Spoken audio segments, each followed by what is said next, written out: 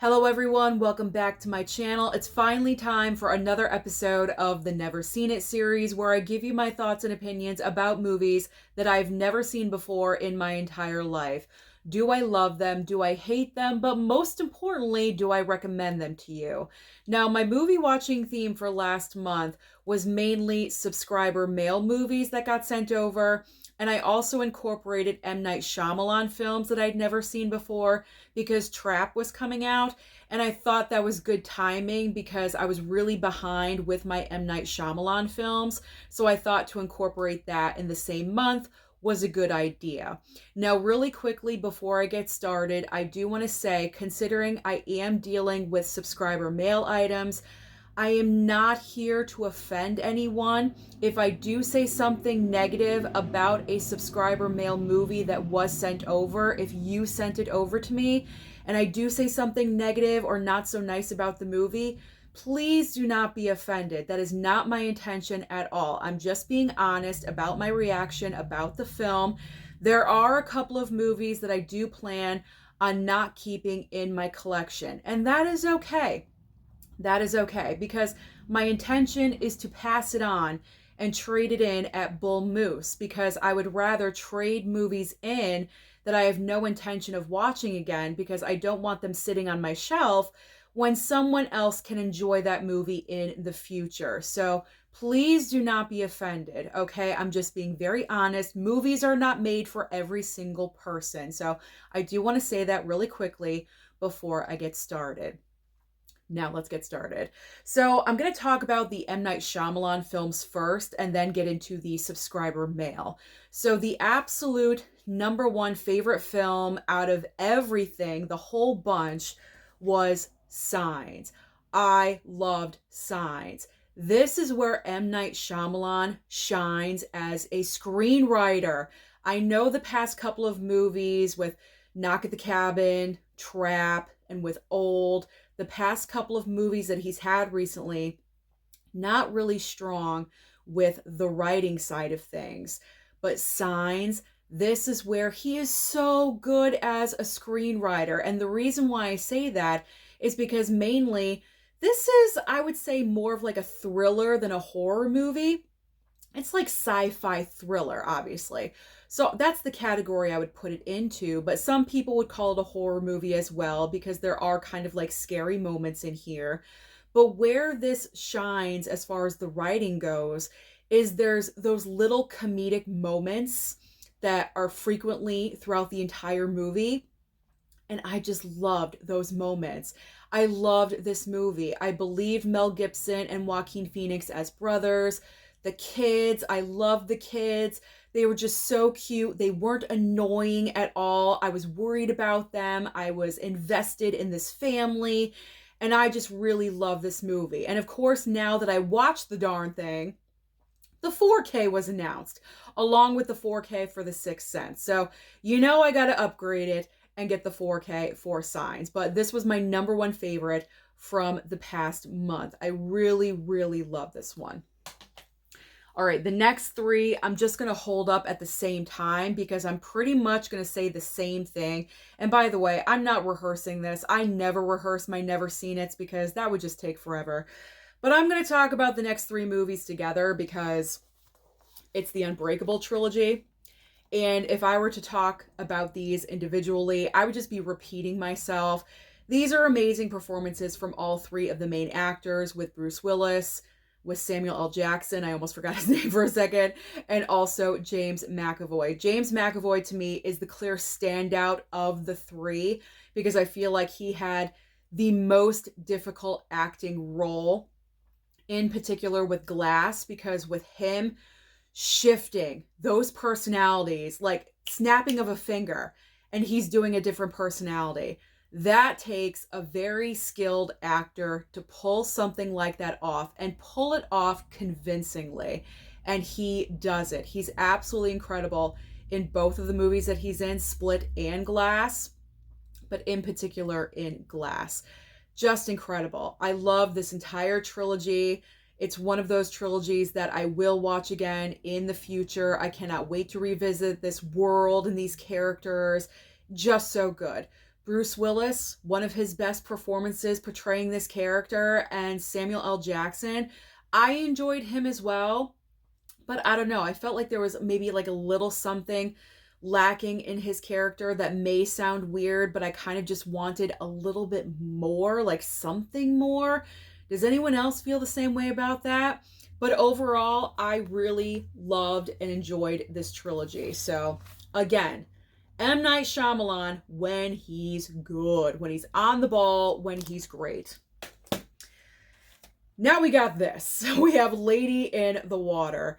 I was not the biggest fan of this movie. This is like a straight up fairy tale. And I don't really know what's with M. Night Shyamalan's kind of like deal with water. I feel like he deals with water a lot in his movies for some reason. I'm not really sure why he does, but anyway. This is a fairy tale. I'm not like the biggest fan of fairy tale stories or like folklore. That's probably why I didn't enjoy The Watchers that much, and he was involved in that project as well. So, you know, this one just wasn't really for me. If I had to pick a movie off the shelf, M. Night Shyamalan to watch, I'm not picking Lady in the Water. I mean, this is okay.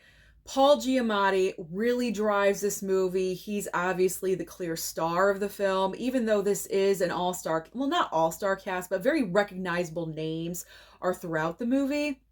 You know, Bryce Dallas Howard, she's, you know, the lady in the water, but I don't know. I thought this was kind of a lame movie, and then M. Night Shyamalan gave himself like a very important part in this film.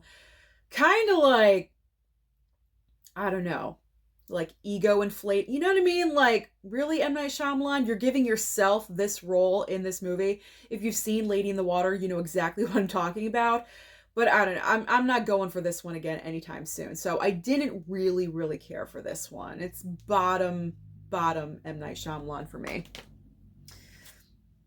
Then we have this. Then we have After Earth.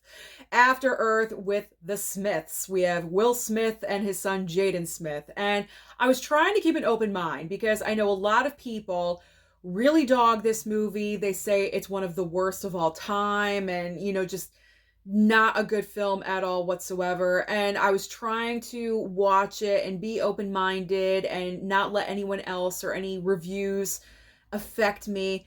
What I do have to say is that I think it's nice that Will Smith wanted to work with his son and made an attempt to, you know, help his career and advance it, you know, the whole Nepo baby situation.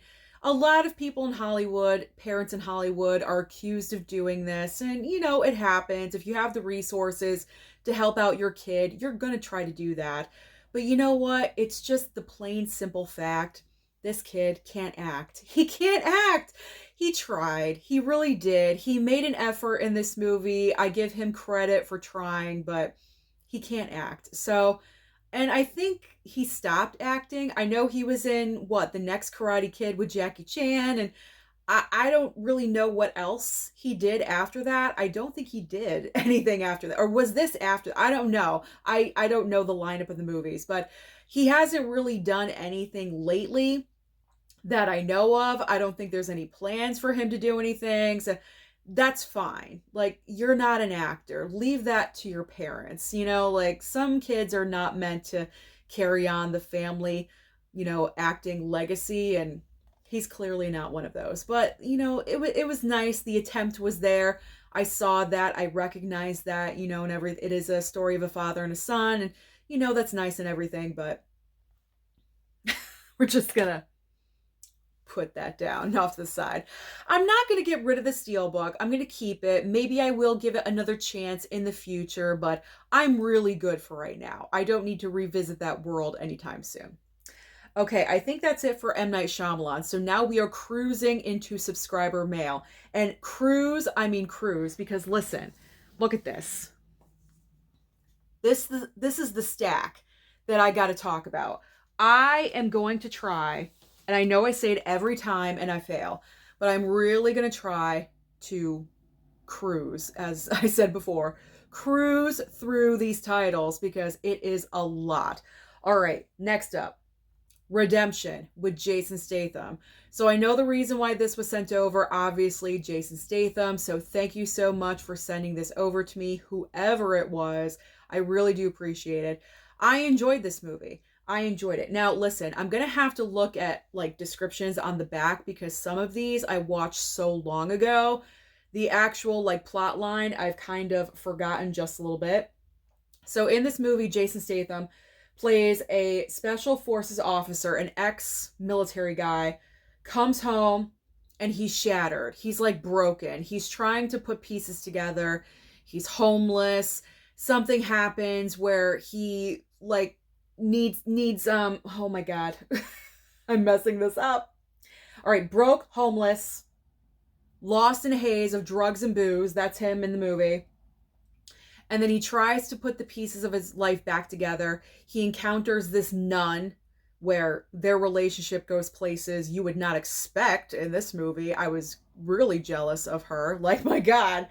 And so he kind of like, he wants to improve himself. Hence the title, Redemption. You know, he comes back from military and he's a broken man. So he wants to redeem himself. That's what this movie is all about. Okay. In a nutshell, I enjoyed it. And I definitely will watch it again. Okay, that's it. That's it. All you guys need to know if I enjoyed it or if I did not. Okay, next up. Double Indemnity, Criterion, 4K Criterion. I believe Jasmine sent this one over. This is like your typical film noir.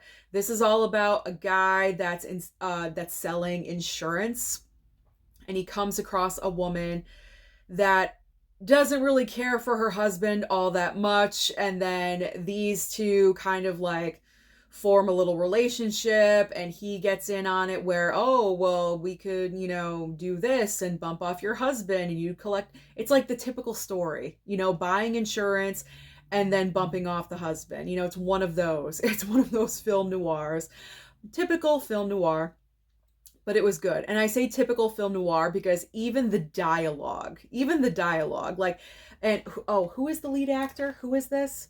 Fred McMurray. Fred McMurray, whenever he's talking to Barbara Stanwyck here, it seems like every single ending of every sentence was like, you know what I mean, baby? That's what I mean, baby. Like that dialogue. That is typical film noir. So even down to like the baby at the end of every single sentence. That's in this movie. This was good. I enjoyed it. I do recommend this film. If you are looking for a brand new Criterion to pick up, then I definitely do recommend Double Indemnity. Now moving on to Smart People. So this one was interesting because you have this family setup here. You have Dennis Quaid, Thomas Hayden Church, and then Ellen Page, now Elliot Page, but Ellen Page back at the time.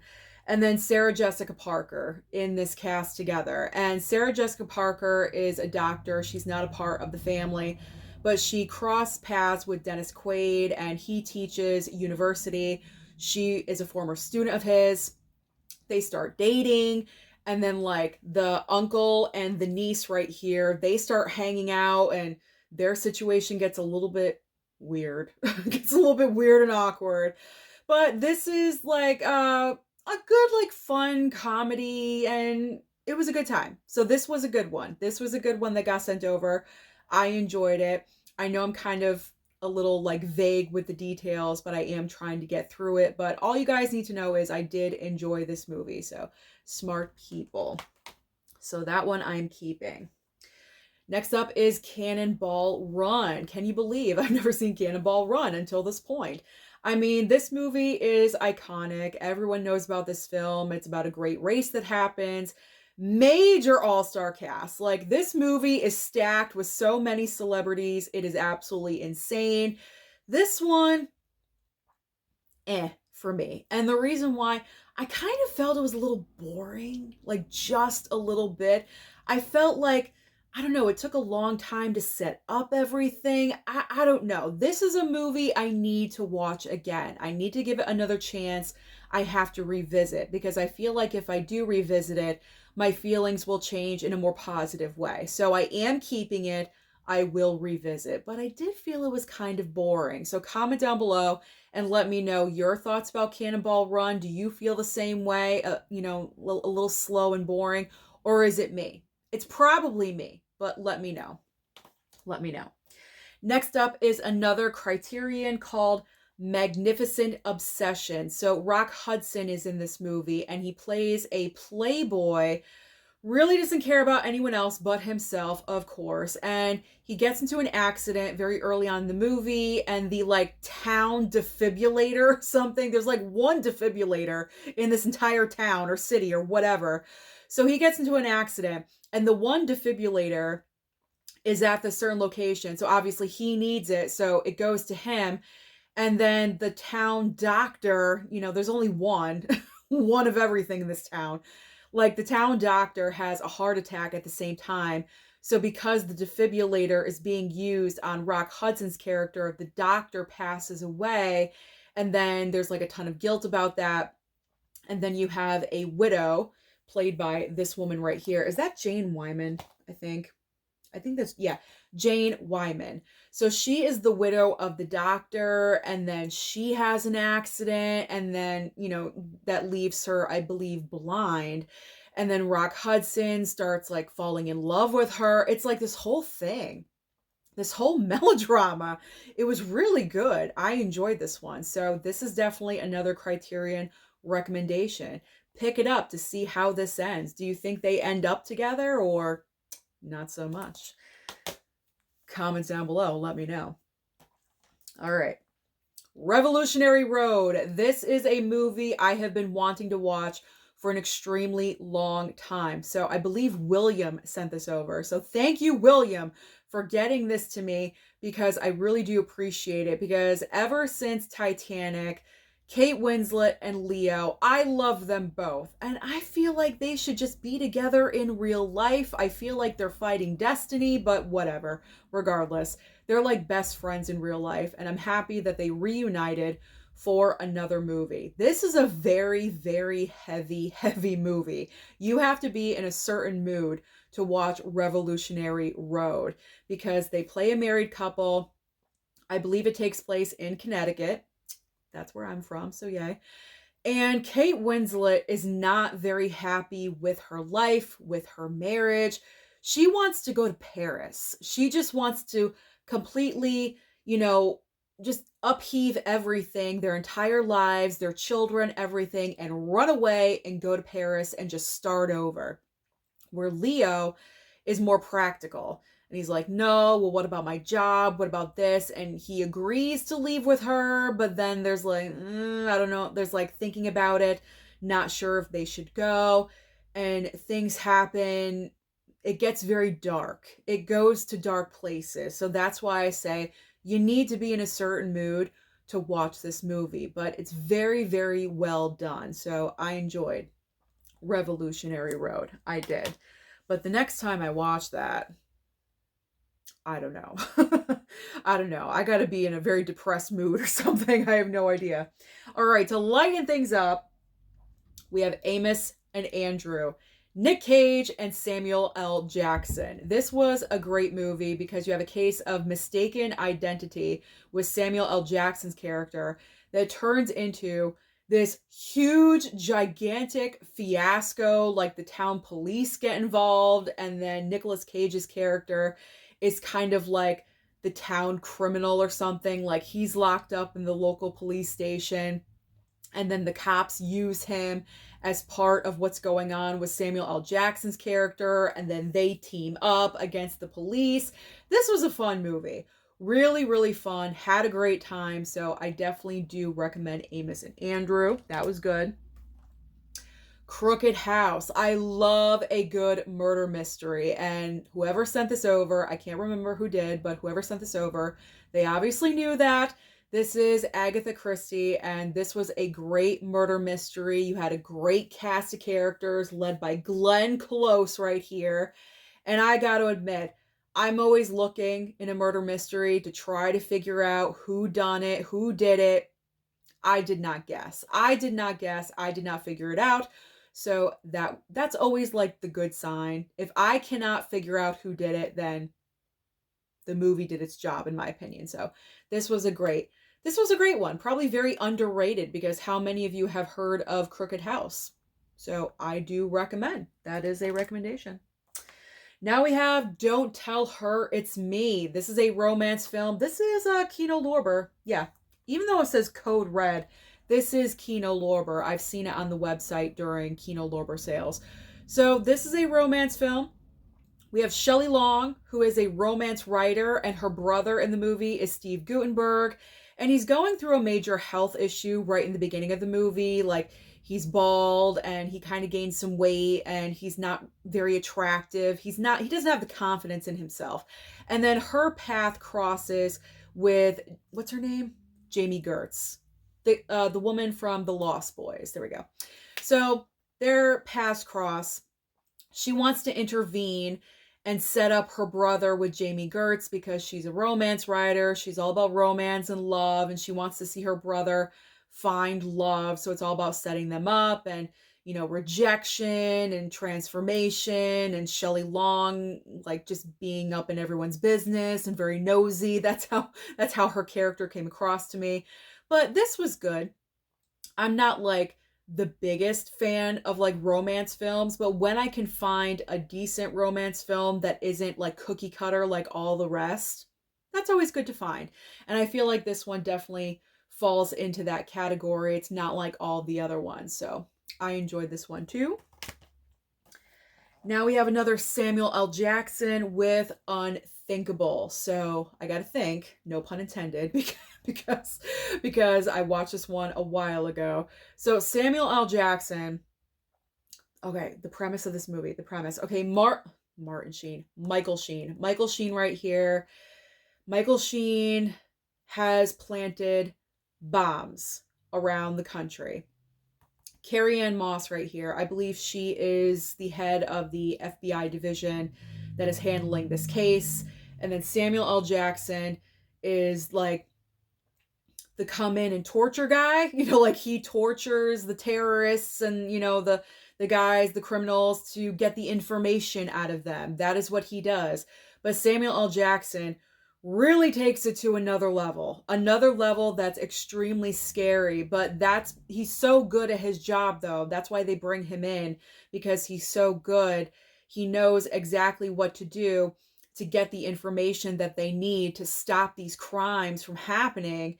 But in this case, it's very, very difficult. So throughout the entire movie, you see Samuel L. Jackson's character going further and further and further, and you're like, oh my God, like, where is this going? How's this going to end? Like, it gets kind of insane and crazy. This is a good movie. Really good movie.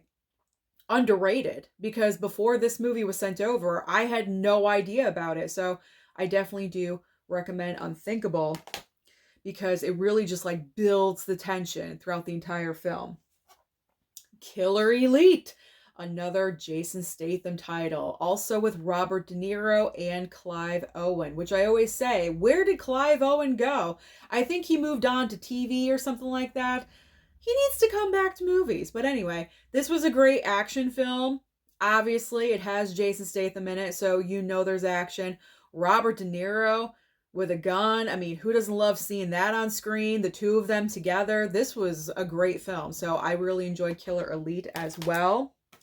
Another Samuel L. Jackson film called Reasonable Doubt. So we have Samuel L. Jackson and what's his name? Dominic Cooper down here. So this guy, Dominic Cooper, plays a lawyer in the movie. And right in the beginning of the film, something happens. An accident occurs. And Samuel L. Jackson's character, like, witnesses what happens. And he's actually accused of doing the crime. When it wasn't, it was him, but he doesn't want to say anything because he's a lawyer. He could lose his entire life, his career, everything. So he kind of just like lets it go. And it's this whole story. I don't want to reveal too much, because this is one of those movies that kind of takes those twists and turns and you don't know where it's like, oh, okay. That's who we're dealing with. Oh, that's what we're dealing with. It takes a couple of turns. So I don't want to say too much, but this was another great underrated movie. There's a lot of great underrated Samuel L. Jackson in this pile. Now we have Woody Harrelson in Wilson. This is another comedy, and this is unlike any Woody Harrelson character that I've seen before because he pretty much plays a guy that has no filter. Like, he kind of just like rattles off whatever comes into his mind.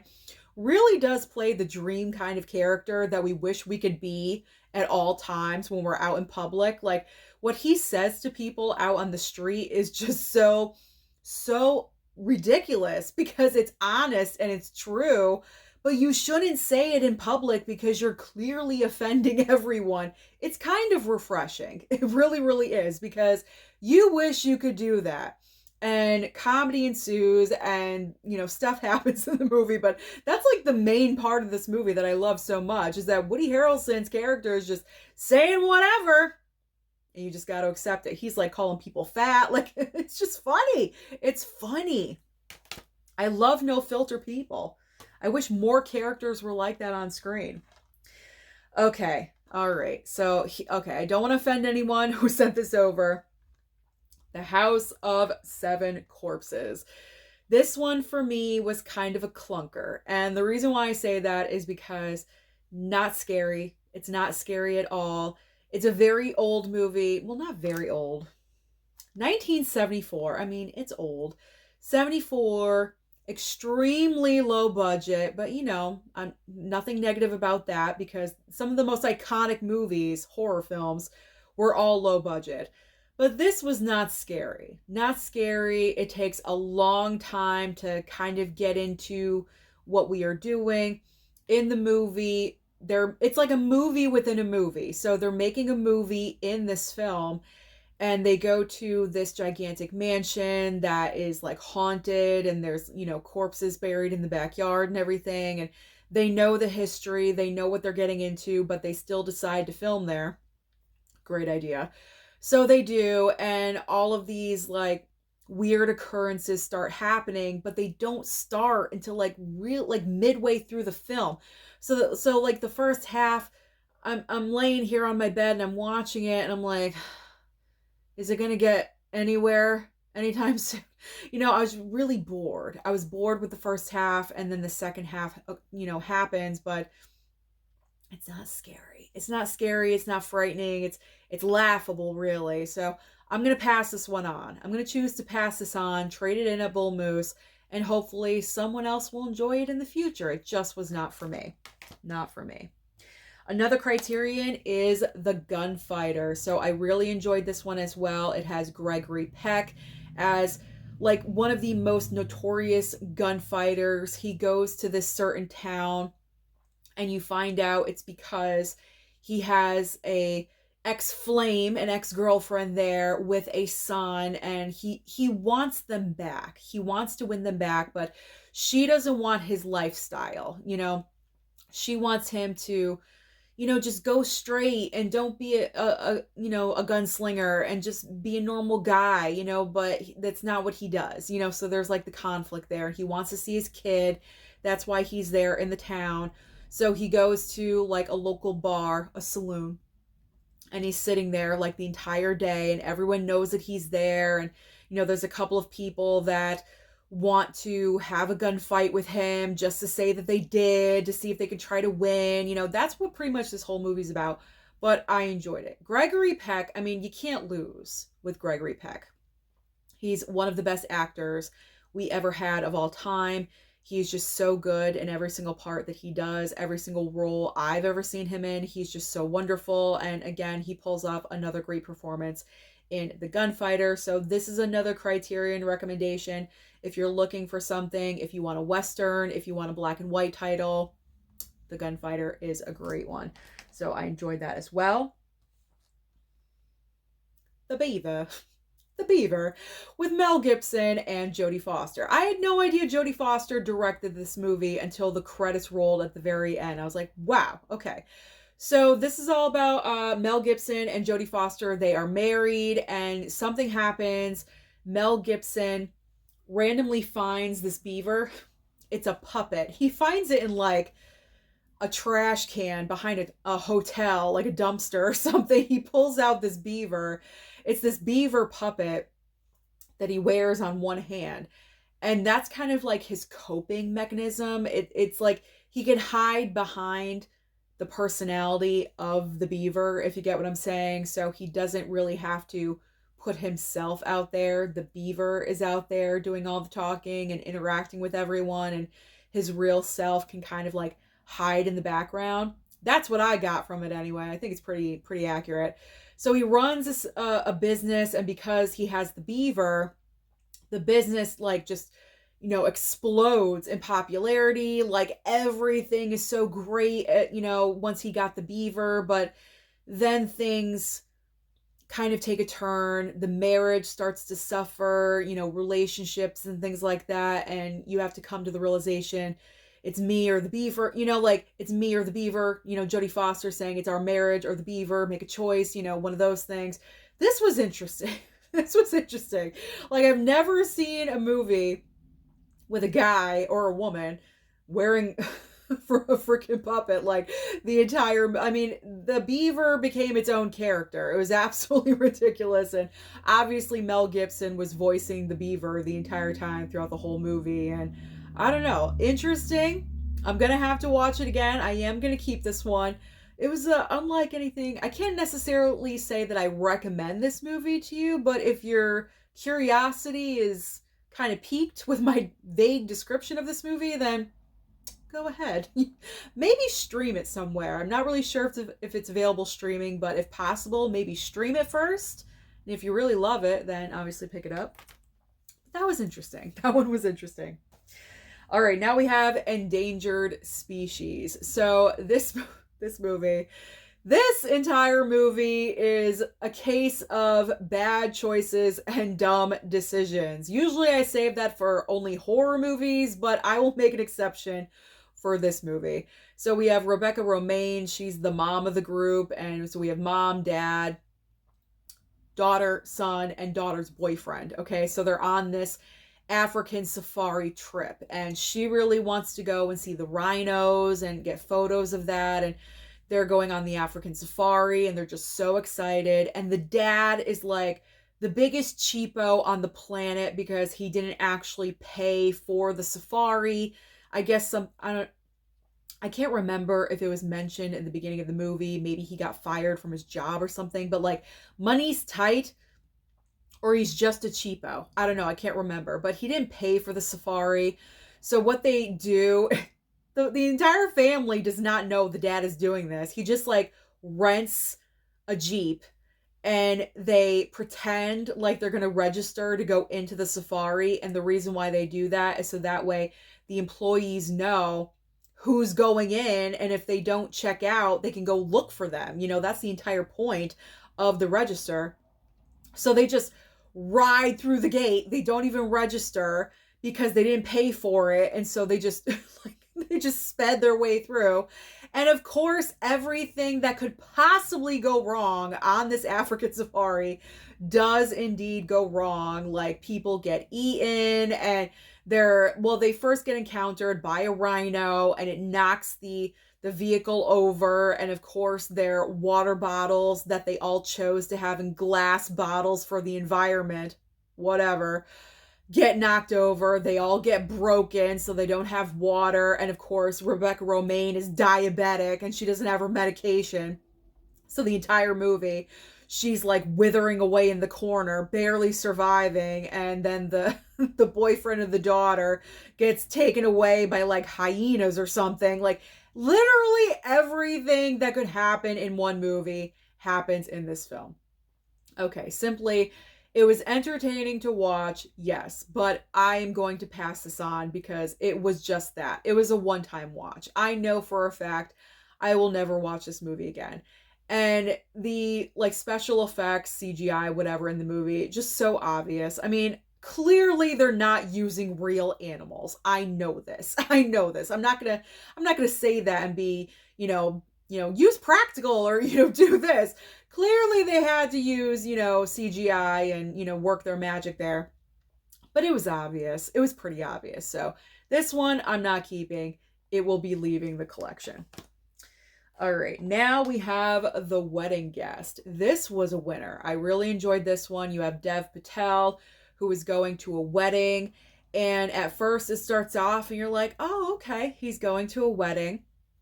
I wonder if he's in it or if he's, just a guest or whatever. I mean, it says The Wedding Guest, but maybe he's in it. I don't know. And then you see like rope and guns and things like that for like a kidnapping. And I'm like, what's he doing? And he ends up kidnapping the bride. So the bride, he kidnaps, and then together they like kind of go off on this, little adventure throughout the entire movie. This one definitely takes some turns and twists that I was not expecting. And I really enjoyed this one. So I'm enjoying Dev Patel lately as an actor. I am looking forward to watching more of his work because he is severely underrated. I don't know why he doesn't work more because he's great. In particular with action. I mean, hello, Monkey Man, he was so amazing. And he had to make that for himself because that was all him. That was his passion project. So Dev Patel really needs more work in Hollywood. Would you please hire him? Please hire him in more action films. I would love it. Because he's great. He's great. Last of the Mohicans. I believe from the Celebrity Mail, Sam Rockwell sent this over to me. So of course I had to watch it. All right, Last of the Mohicans. I don't want to sound like I am stupid. Okay? I know I'm not a stupid person. But when it comes to like history and American history and things like that, I don't really pay attention. I will be the first one to admit that. History was not my strong suit in school. It was more like English and creative arts, hello, things like that. So when it comes to like historical topics and history and things like that, I'm not really on the ball, as I should say. I was kind of bored with this movie. I was kind of bored. I was sitting there and I was watching it and I'm ingesting it. I'm like, okay, but I wasn't full on invested. The only reason why I finished the entire thing was because the love aspect, the love story element of this movie kept my attention between Daniel Day-Lewis and Madeleine Stowe, right? Yes, Madeleine Stowe. They have a little thing in this movie. And that's what kept me going. I didn't know what was happening in this movie. I really didn't. And that sounds so stupid. I sound stupid because I watched it. I was paying attention. I should know what was happening. But like, it was just going over my head. Please tell me I'm not the only one that this happens to. I'm sorry. I'm going to keep it. This is one I probably do have to watch again.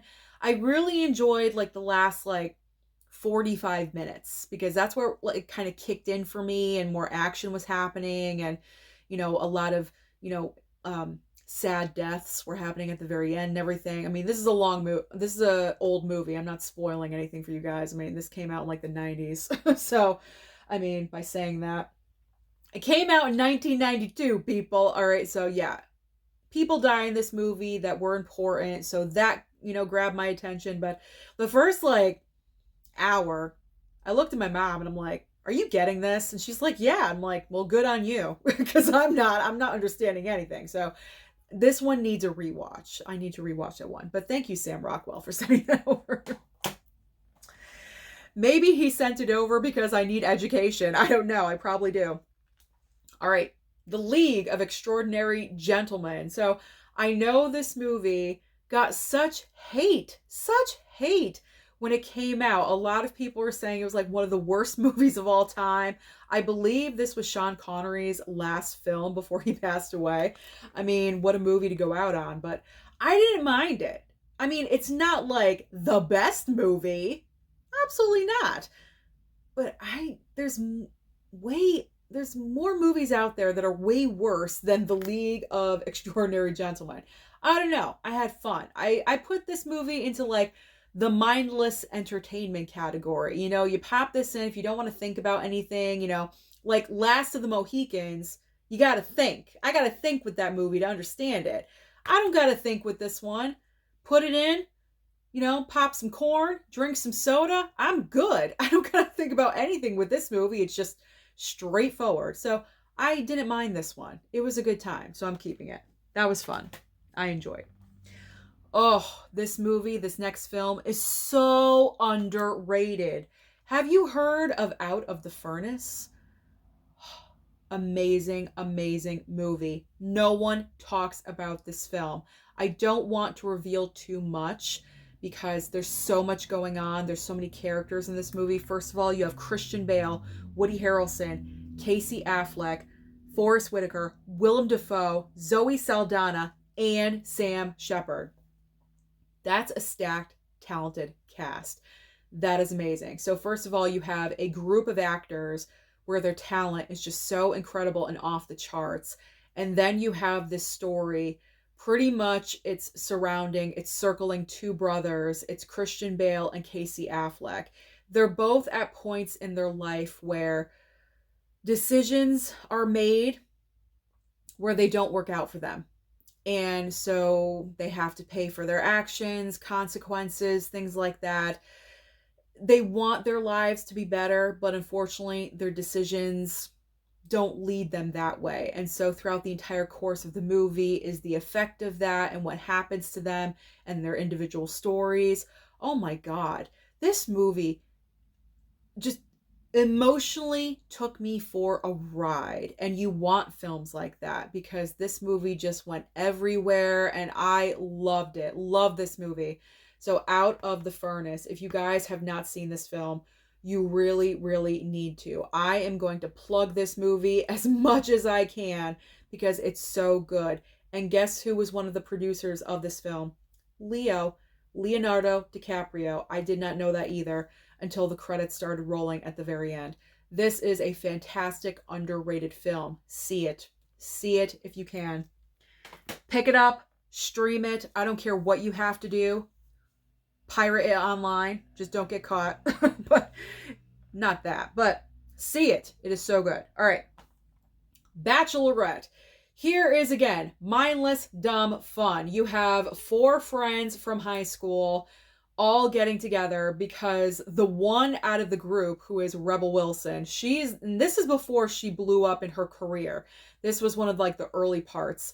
So Rebel Wilson, she is the one that's getting married, and it's like the other 3 friends really can't be happy for her because they're kind of like jealous and not happy for her because she's like the fat friend and she's like the least likely to find a man and get married. And she's the first one out of the group that is getting married and moving on with her life. So you have Kristen Dunst, you have Lizzie Kaplan and Isla Fisher play their, her friends, so to speak.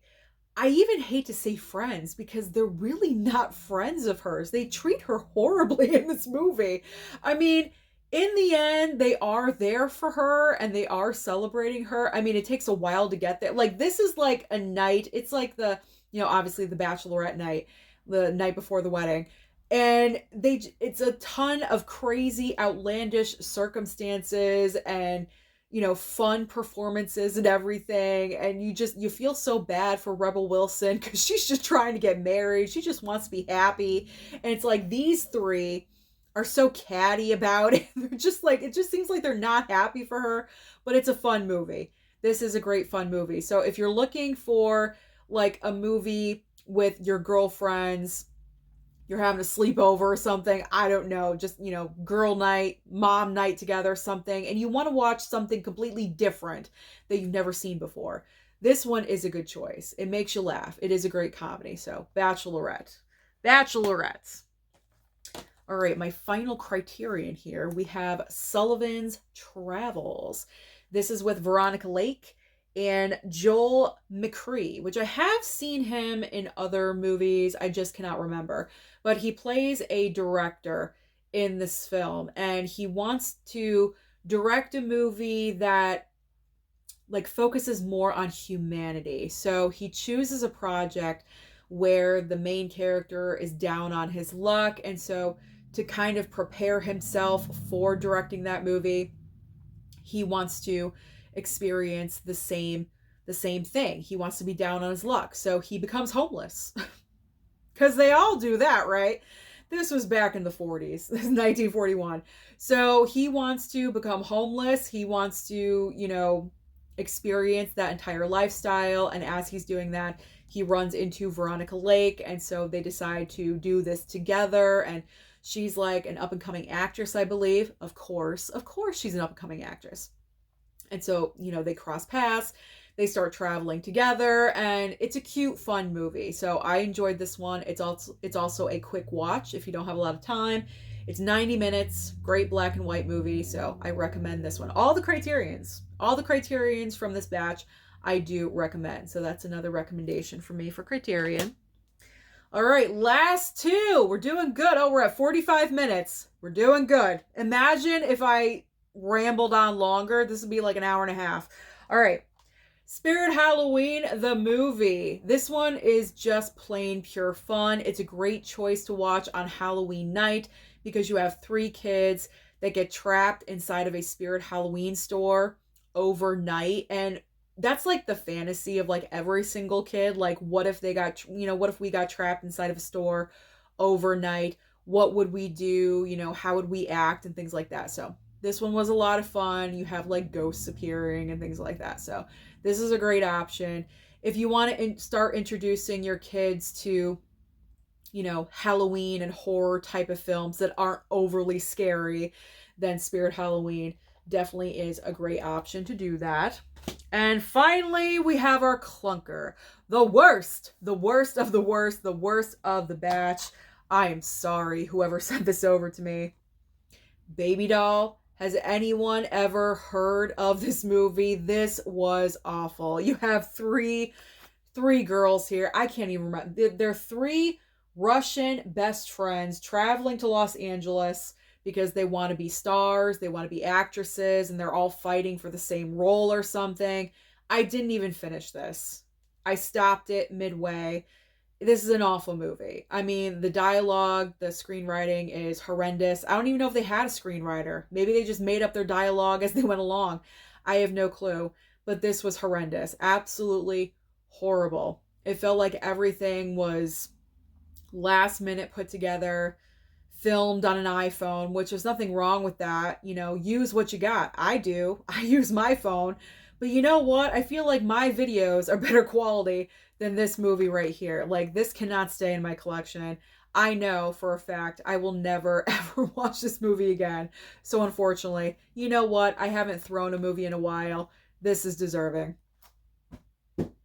It hit. You're leaving the collection. So that is everything that I've been watching lately for Never Seen It, subscriber mail, and also M. Night Shyamalan films. So comment down below and let me know your thoughts about any of the movies that I have shown you in this video today. Your thoughts, your opinions. Don't forget to like and subscribe before you leave, and I'll see you next time.